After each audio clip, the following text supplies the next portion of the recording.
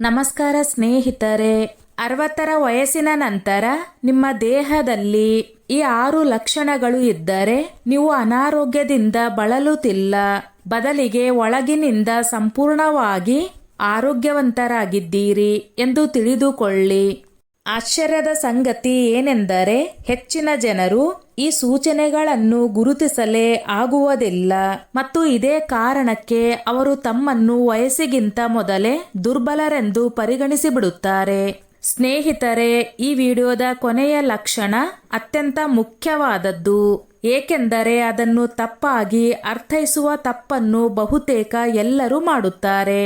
ಮೊದಲಿಗೆ ನೀವು ಪ್ರತಿದಿನ ಬೆಳಗ್ಗೆ ಎದ್ದ ಕೂಡಲೇ ಯೋಚಿಸದೆ ಮಾಡುವ ಕೆಲಸದಿಂದ ಪ್ರಾರಂಭಿಸೋಣ.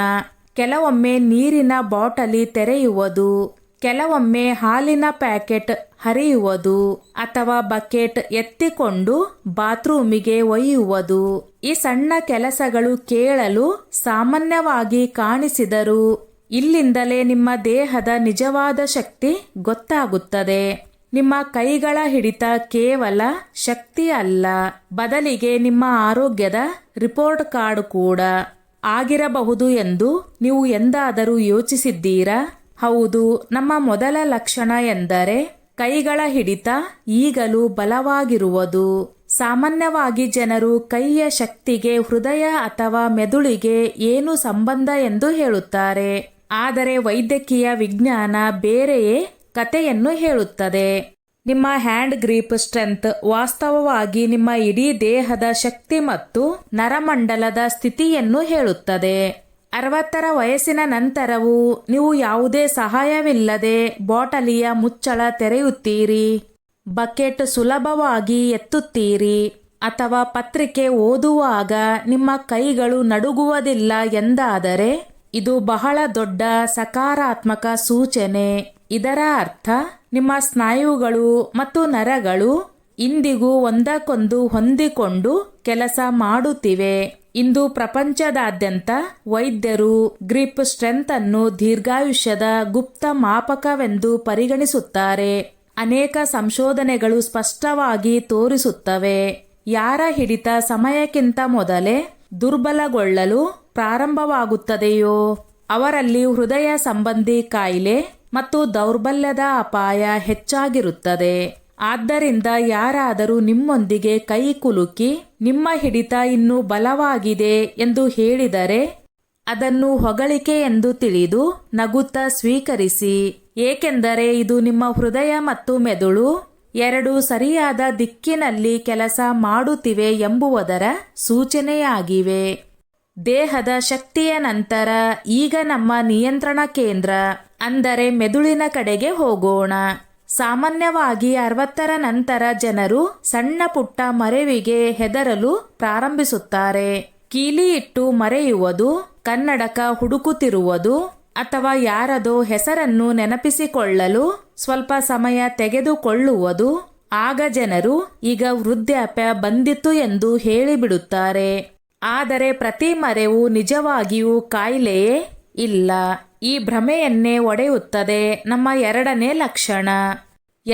ಲಕ್ಷಣ ಎಂದರೆ ದೈನಂದಿನ ಜೀವನದಲ್ಲಿ ನೆನಪಿನ ಶಕ್ತಿ ಮೋಸ ಮಾಡದಿರುವುದು. 60ರ ನಂತರ ಆಗಾಗ ಏನಾದರೂ ಮರೆಯುವುದು ಸಂಪೂರ್ಣ ಸಾಮಾನ್ಯ. ಇದನ್ನು ವೈದ್ಯಕೀಯ ಭಾಷೆಯಲ್ಲಿ ಸೀನಿಯರ್ ಮೂವ್ಮೆಂಟ್ ಎಂದು ಕರೆಯಲಾಗುತ್ತದೆ.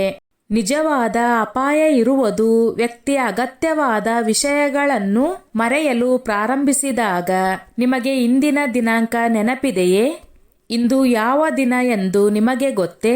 ನೀವು ಮಾರುಕಟ್ಟೆಗೆ ಹೋಗುವ ದಾರಿಯನ್ನು ಮರೆಯುವುದಿಲ್ಲ, ನಿಮ್ಮ ಔಷಧಿಗಳ ಸಮಯವನ್ನು ನೆನಪಿಟ್ಟುಕೊಳ್ಳುತ್ತೀರಿ ಮತ್ತು ಹಳೆಯ ಸ್ನೇಹಿತರ ಜೊತೆ ನಡೆದ ಮಾತುಕತೆ ನಿಮಗೆ ನೆನಪಿರುತ್ತದೆ ಎಂದಾದರೆ ನಿಮ್ಮ ಮೆದುಳು ಸಂಪೂರ್ಣವಾಗಿ ಸಕ್ರಿಯವಾಗಿದೆ ಎಂದು ತಿಳಿದುಕೊಳ್ಳಿ.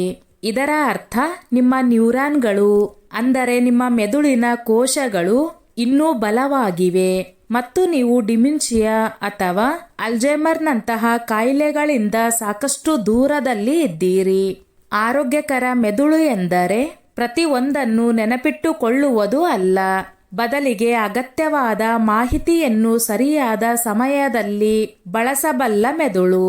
ನೀವು ಇಂದಿಗೂ ನಿಮ್ಮ ಮೊಮ್ಮಕ್ಕಳಿಗೆ ಹಳೆಯ ಕತೆಗಳನ್ನು ಹೇಳುತ್ತಿದ್ದೀರಿ ಮತ್ತು ನೀವೇ ಆ ನೆನಪುಗಳನ್ನು ಆನಂದಿಸುತ್ತಿದ್ದೀರಿ ಎಂದಾದರೆ ಇದು ಮಾನಸಿಕ ಫಿಟ್ನೆಸ್ನ ಬಹಳ ದೊಡ್ಡ ಲಕ್ಷಣ. ಮೆದುಳಿನ ನಂತರ ಈಗ ಹೆಚ್ಚಿನ ಜನರನ್ನು ಕಾಡುವ ಒಂದು ವಿಷಯದ ಬಗ್ಗೆ ಮಾತನಾಡೋಣ. ಬೆವರು. ನಮ್ಮೆಲ್ಲರಿಗೂ ಬೆವರು ಬರಬಾರದು ಎಂದೇ ಅನಿಸುತ್ತದೆ. ಆದರೆ 60ರ ನಂತರ ಬೆವರು ಬರುವುದು ವಾಸ್ತವವಾಗಿ ಒಳ್ಳೆಯ ಸುದ್ದಿ. ನಮ್ಮ 3ನೇ ಲಕ್ಷಣ ಎಂದರೆ ಹಗುರವಾಗಿ ಕೆಲಸ ಮಾಡಿದರೂ ಬೆವರು ಬರುವುದು. ವಯಸ್ಸಾಗುತ್ತಿದ್ದಂತೆ ಚರ್ಮದ ಕೆಳಗಿರುವ ಬೆವರಿನ ಗ್ರಂಥಿಗಳು ನಿಧಾನವಾಗಿ ದುರ್ಬಲಗೊಳ್ಳಲು ಪ್ರಾರಂಭಿಸುತ್ತವೆ. ಇದೇ ಕಾರಣಕ್ಕೆ ಅನೇಕ ಹಿರಿಯರಿಗೆ ಬಿಸಿಲಿನಲ್ಲೂ ಬೆವರು ಬರುವುದಿಲ್ಲ. ಇದು ಅಪಾಯದ ಗಂಟೆ. ಬೆವರು ಬಾರದಿರುವುದು ದೇಹದ ಕೂಲಿಂಗ್ ವ್ಯವಸ್ಥೆ ಸರಿಯಾಗಿ ಕೆಲಸ ಮಾಡುತ್ತಿಲ್ಲ ಎಂಬುದರ ಸೂಚನೆಯಾಗಿರಬಹುದು. ಇದರಿಂದ ಹೀಟ್ ಸ್ಟ್ರೋಕ್ ಮತ್ತು ಆಯಾಸದ ಅಪಾಯ ಹೆಚ್ಚಾಗುತ್ತದೆ. ಆದರೆ ನೀವು ಸ್ವಲ್ಪ ವೇಗವಾಗಿ ನಡೆದರೆ, ಮೆಟ್ಟಿಲುಗಳನ್ನು ಹತ್ತುತ್ತಿದ್ದರೆ, ಮನೆಯ ಯಾವುದಾದರೂ ಕೆಲಸ ಮಾಡಿದರೆ ಮತ್ತು ಸ್ವಲ್ಪ ಬೆವರು ಬಂದರೆ ಇದು ಸಂಭ್ರಮಿಸುವ ವಿಷಯ. ಇದರ ಅರ್ಥ ನಿಮ್ಮ ದೇಹ ಒಳಗಿನಿಂದ ಇನ್ನೂ ಚಿಕ್ಕದಾಗಿದೆ.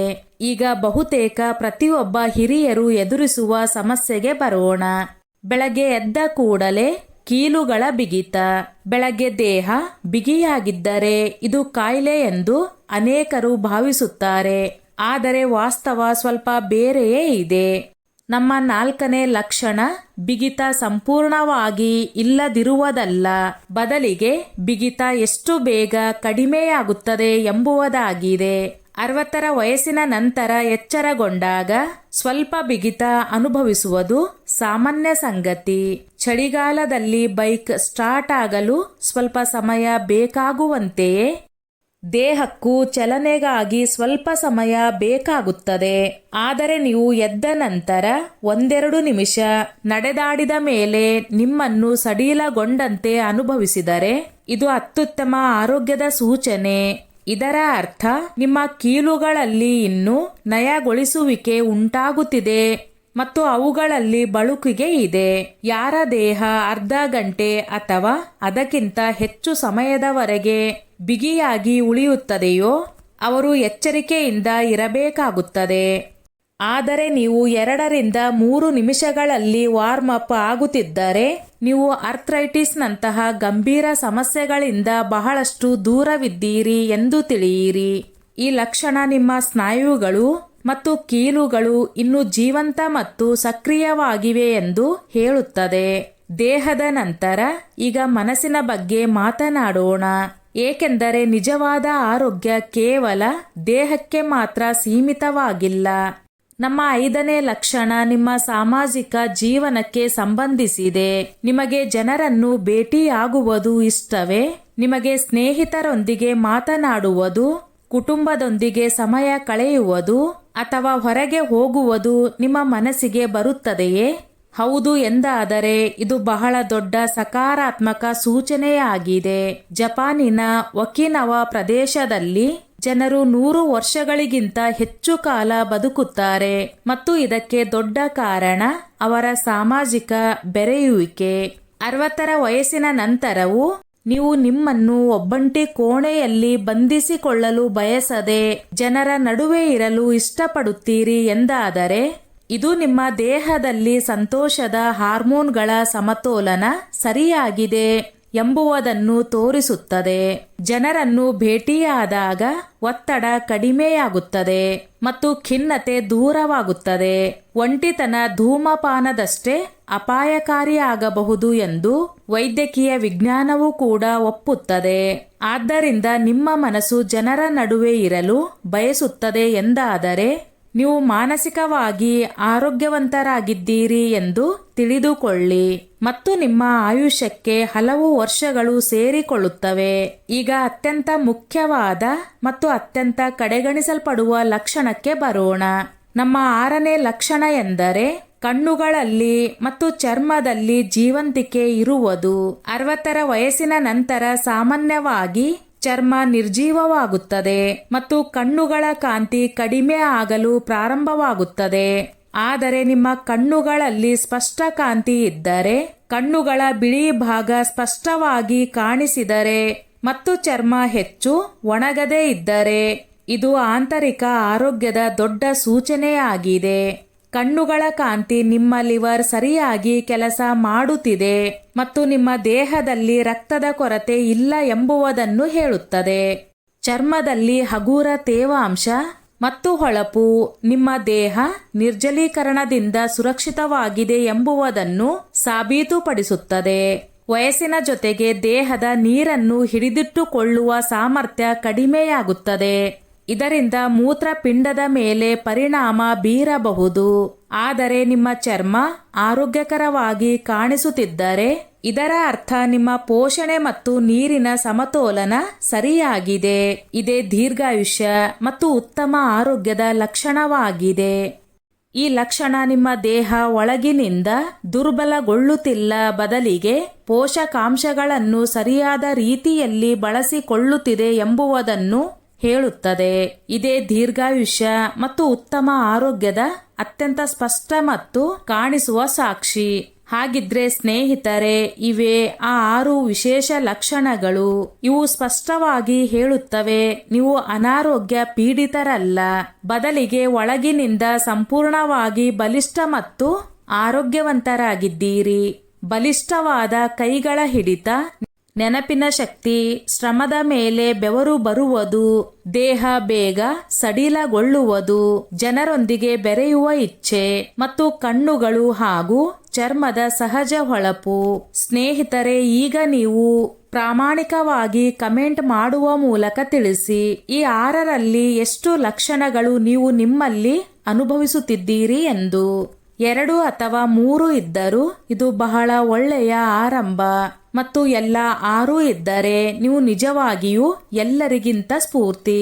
ನಿಮ್ಮ ಕುಟುಂಬದಲ್ಲಿ ಅಥವಾ ನಿಮ್ಮ ಸುತ್ತಮುತ್ತ ಯಾವುದೇ ಹಿರಿಯರಿದ್ದರೆ ಈ ವಿಡಿಯೋ ಖಂಡಿತ ಅವರಿಗೆ ಶೇರ್ ಮಾಡಿ. ಇದರಿಂದ ಅವರಿಗೂ ತಮ್ಮ ಆರೋಗ್ಯ ಎಷ್ಟು ಅಮೂಲ್ಯವಾದದ್ದು ಎಂಬ ಅರಿವು ಮೂಡಬಹುದು. ಆತ್ಮವಿಶ್ವಾಸ ಮತ್ತು ಸಕಾರಾತ್ಮಕ ಚಿಂತನೆಯೇ ಅತ್ಯಂತ ದೊಡ್ಡ ಔಷಧಿ ಎಂಬುದನ್ನು ನೆನಪಿನಲ್ಲಿ ಇಟ್ಟುಕೊಳ್ಳಿ. ಸ್ನೇಹಿತರೆ, ಈ ನನ್ನ ಮಾಹಿತಿ ನಿಮಗೆ ಇಷ್ಟವಾಗಿದ್ದಲ್ಲಿ ದಯವಿಟ್ಟು ಶೇರ್ ಮಾಡಿ, ಲೈಕ್ ಮಾಡಿ ಮತ್ತು ಸಬ್ಸ್ಕ್ರೈಬ್ ಮಾಡಿ.